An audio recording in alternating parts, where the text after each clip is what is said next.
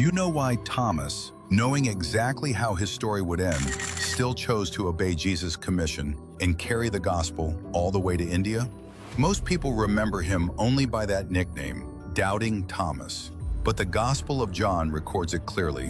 When the disciples said, "We have seen the Lord," Thomas answered without hesitation, "Unless I see the nail marks in his hands, and put my finger where the nails were, and put my hand into his side, I will not believe."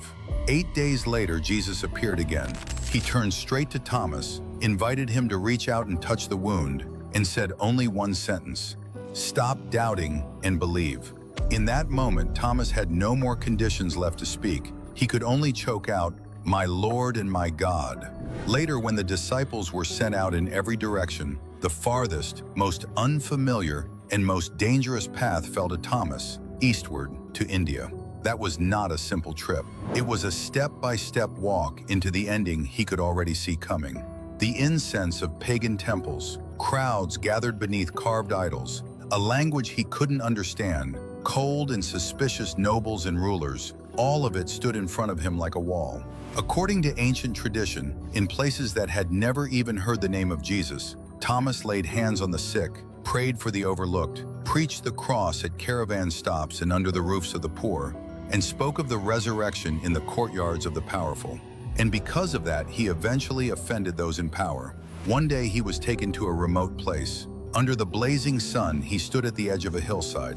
Soldiers raised their spears. The spear points drove into his body, and his blood soaked into the very dust he had prayed over. In that moment, he was no longer reaching out to touch someone else's side. He was bearing witness with his own body to the Lord who still carried his scars. Thomas was not unaware that this day could come. From the moment he stepped onto that road, he already sensed how the final lines might be written. But more than fearing death, he feared returning empty-handed to the one who had once let him touch the wound. If you too are standing at a crossroads where you can see the cost, and yet you still feel called to obey, write in the comments, "Lord, even seeing the cost, I'm still willing to follow."